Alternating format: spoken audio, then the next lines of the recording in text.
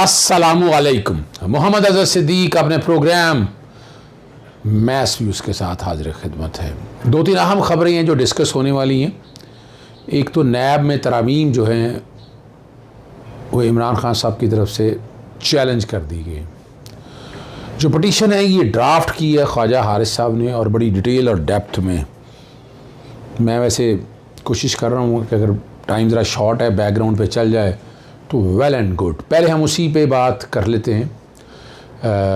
नैब ordinance background पे चल रहा है, जो तरामीम की हैं बड़ी डिटेल और डेप्थ में। मैंने आपको कहा था कि ये चैलेंज होंगी और सस्टेन कुछ तो हो जाएंगी, सारी सस्टेन होना मुश्किल काम है। आपने नैब ला की हैयत ही बदल दी है। प्राइवेट लोगों के कॉन्टेक्स्ट में ये तरामीम होनी चाहिए। मैं फिर बता रहा हूँ आपको, इस मुल्क में कारोबार अगर बढ़ाना है तो हमें बिजनेसमैन को बचाना है। यहाँ एक रेड टेपिज्म का ऐसा मामला है कि आप उलझ जाते हैं आपकी ब्यूरोक्रेसी के साथ और बाकी मसाइल के साथ, और कारोबारी आदमी बहुत भुगतता है। वो दोनों तरह से मरता है, याद रखिएगा। एक तो पहले उन लोगों के साथ चल के, और फिर जब नैब के शिकंजे में आ जाता है फिर मरता है वो दोनों हाथ दो सूरत में। इसको बचाएं, निकालें रेड टेपिज्म से, इन ब्यूरोक्रेसी से निकालें इन लोगों को, और इससे मुल्क की इकॉनमी बहुत बेहतर होगी।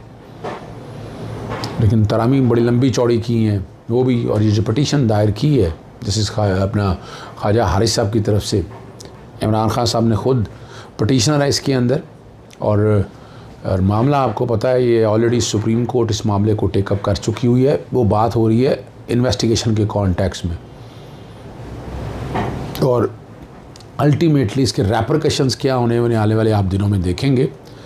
लेकिन गेम इज़ ऑन। मामला सुप्रीम कोर्ट की कोर्ट में है और सुप्रीम कोर्ट इस मामले को बड़ा सीरियसली देखेगी, जो मैं समझता हूँ। आगे आपको लेकर चलते हैं लाहौर हाई कोर्ट में जो पिटीशन मैंने दायर की, और वो मुनीर अहमद की तरफ से दायर की है, इंतखाबात से कबल वोटर लिस्टों में तब्दीली के ख़िलाफ़। जस्टिस आबद अजीज़ शेख 27 जून को समाअत करेंगे। मेरे एसोसिएट ने मुनीर अहमद एडवोकेट की तरफ से दरख्वास्त दायर की गई। इलेक्शन कमीशन ने ज़िमनी इंतखाब से कबल वोटर लिस्टों में तब्दीली कर दी है, और इन्होंने जहाँ जहाँ दो दफ़ा इलेक्शन डाले हैं वहाँ से वोट उठा के फेंक दिए हैं।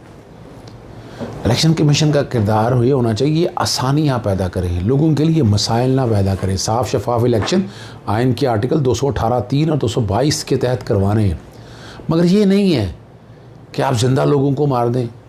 आप अपना जो वोटर लिस्टें हैं वो तब्दील कर दें, वोट तब्दील कर दें। भाई वोट देखें, आपके पास डाटा मौजूद है, वोट उन्होंने डाले हैं आपके पास, और आप समझते हैं कुछ वोटर के हवाले से कि ये नहीं, इनका एड्रेस गलत है या ऐसे कोई मामलात हैं, तो आप रैंडमली बुला सकते थे। आपके पास मोबाइल डाटा अवेलेबल है उनका, आप उनसे ख़ुद रब्ता कर सकते थे। एक वर्चुअल एक्सरसाइज हो सकती थी या ख़ुद जाके वहाँ एक्सरसाइज हो सकती थी, लेकिन नहीं किया गया। और ये प्री पोल रिंगिंग भी कहलाएगी। इलेक्शन कमीशन नज़र आ रहा है, बाइस्ड नज़र आ रहा है, हर एक को नज़र आ रहा है। वो कहने की ज़रूरत नहीं है। 5 ज़िमनी सीटों के हवाले से जो इलेक्शन कमीशन ने फैसला दिया है, इसने अपने आप को ज़बरदस्ती धक्के से अदालत डिक्लेयर करा लिया है। क्या ये अदालत है? नहीं है ये अदालत। इलेक्शन कमीशन अदालत नहीं है। सुप्रीम कोर्ट की आला अदालतों की जजमेंट मौजूद है इस हवाले से, लेकिन वो ज़बरदस्ती बैठ कर क्या कर लाहौर हाई कोर्ट में आए। लाहौर हाई कोर्ट से मामला ये गया इलेक्शन कमीशन के पास, और इलेक्शन कमीशन ने उस चीज़ को सामने रखते हुए अपने आप को अदालत भी कह दिया, इंटरप्रिटेशन भी कर दी, अटॉर्नी जनरल को भी बुला लिया, एडवोकेट जनरल को भी बुला लिया और उनसे मुआवनत ले ली। एडवोकेट जनरल तो मेरा ख्याल है कॉन्फ्लिक्ट ऑफ इंटरेस्ट का मसला है, चूँकि वो वकील रहे हैं कई मुनारफ अरकान के हवाले से, तो मेरी ज़ाती राय के मुताबिक तो उन्हें नहीं आना चाहिए था। लेकिन अटॉर्नी जनरल भी गया, एडवोकेट जनरल भी गया। इलेक्शन कमीशन क्या चाह रहा है? यानी अगर पीटीआई की तरफ से एक वकील पेश हुए यहाँ पाकिस्तान मुस्लिम लीग नून में मुखालफत में, अटॉर्नी जनरल भी सेम पेज पे, एडवोकेट जनरल भी सेम पेज के ऊपर, और आर्टिकल 224(6) की कैसे इंटरप्रिटेशन कर दी? ये तो कहा ही नहीं, लफ्ज़ ही आइन ने इस्तेमाल किया। ये पहले दिन पहले दिन जब इलेक्शन हो गया तो उस वक्त रिज़र्व सीटें आ जाएंगी, औरतों की सीटें आ जाएंगी, माइनॉरिटीज़ की आ जाएंगी। जो पहले दिन सीटें तय होंगी वही सीटें रहनी आखिरी दिन। और ये मुतनासिब नुमाइंदगी पहले दिन फैसला होना है। ये नहीं हर दफ़ा हर रोज़ नई सीट आए, हर रोज़ नई मुतनासिब नुमाइंदगी बनाए। ये आइन की मंशा बिल्कुल नहीं, लेकिन ये कोशिश की गई है। और याद रखिएगा, साफ़ और शफाफ इलेक्शन कराना इलेक्शन कमीशन की ज़िम्मेदारी है। और अगर वो नहीं करा सकता तो छोड़ देना इस सारे मसले को। बहुत बड़ी आइनी ज़िम्मेदारी है, आइनी ज़िम्मेदारी है उनके ऊपर। और लाहौर हाई कोर्ट जो है ना, इलेक्शन कमीशन से तमाम वोटर्स को उनकी असल जगह पर वोट डालने का, यानी आप कहें जी हमने बैठ के बना दिया जी, आए फॉर्म 15 लेके आए। क्यों लेके आए फॉर्म 15, 16, 17? मुझे ये बता दें आप। क्या वो तब्दीली कराई है उसने खुद कहा है अगर आपको, और आपने एक झटके से पकड़ के हज़ारों की तादाद में लोगों को, तो आपके पास ये भी जवाब नहीं इलेक्शन कमीशन के पास। बंदे कैसे मार दिए आपने, ये समझा दें। ये बंदा ही मार दिया आपने, और एक मखसूस पार्टी के हवाले से ये बातें हो रही हैं। ये तो ज़्यादती है सारे मसलों को सामने रखते हुए। इमरान खान साहब ने कौम से जो खिताब किया है, या वो नुक्ता नज़र लेकर आ रहे हैं, वो कैलकुलेटेड मूव लेकर चल रहे हैं। उनके ज़हन में जो भी है वो खुद बेहतर जानते हैं, और क्या फ़ैसले कर रहे हैं, उन्होंने क्या करना है। Decision would be Imran Khan, उनका फ़ैसला है अपनी पार्टी को लेकर जाना, अपनी बेहतरी की तरफ लेकर जाना, ये उन्होंने फ़ैसला करना है। लेकिन उन्होंने कश्तियाँ जला दी हैं, लग यही रहा है कि वो इस मामले से पीछे नहीं हटेंगे, और वो अपनी कैलकुलेटेड मूव बनाकर जा रहे हैं। और पूरी कौम ये समझ रही है कि आपने अगर इन्हीं चोरों चक्कों को लाकर दोबारा बिठाना है, और अभी इन्होंने 2-2.5 माह के अंदर क्या किया है कौम के लिए, ये कौम को तो बता देना क्या किया है ऐसे बड़ा काम। माँ सिवाय आपने तेल की कीमतें इमेजिनरी तौर पर बगैर किसी कानून और बढ़ा दी। डॉलर आपसे पकड़ा नहीं जा रहा, महंगाई आपसे कंट्रोल नहीं हो रही, तो आप आए किस लिए हैं?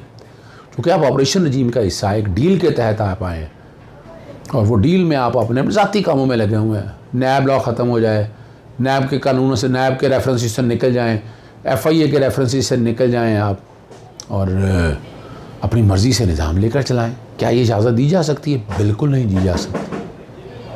दुआ ज़ारा केस है, बहुत अहम है, और तफ्तीशी अफसर ने जो मीडिया से गुफ्तगू करके बताया कि ज़हीर पर अगवा का मुकदमा नहीं बनता। ज़हीर को हिफाजती तहवील में लिया, लड़की बयान के बाद ज़हीर पर अगवा का मुकदमा नहीं बनता। उन्होंने कहा हम केस के हर पहलू पर तफ्तीश की है, लड़की अपनी मर्ज़ी से गई, सुप्रीम कोर्ट के हुक्म के आपकी सामने आने पर मज़ीद जायज़ा लिया जाएगा। दुआ और ज़हीर के PUBG के ज़रिए दोस्ती हुई थी, वहीं निकाह की बात हुई, केस बनता ही नहीं है। अदालत ने केस में मज़ीद तफ्तीश का हुक्म दे दिया। सेक्रेटरी सेहत मेडिकल बोर्ड बनाकर दुआ ज़ाहरा की उम्र का तयन करे, ये अदालत का हुक्म है। और जुडिशल मजिस्ट्रेट शर्की में दुआ ज़ाहरा केस ने पूरे बयान में कहा कि लड़की मेरे पास आई है। मुलज़िम ज़हीर ने अपने बयान में कहा 3 साल से मेरे राब्ते में थी। केस की मज़ीद तहकीकात और मेडिकल बोर्ड की तश्कील का हुक्म दे देते हैं। ये अदालत के रिमार्क्स है इस हवाले से। और उम्र के तयन के लिए मेडिकल बोर्ड तश्कील के लिए सेक्रेटरी सेहत को लिखेंगे। सेक्रेटरी सेहत मेडिकल बोर्ड से मुतल्लिक़ अदालत को आगाह करें, बच्ची को यहाँ लेकर आएँ या वहाँ मेडिकल कराएँ। ये प्रोसिक्यूशन का मसला है, और हमने प्रोसिक्यूशन तफ्तीश करता हमने कानून के मुताबिक काम किया है।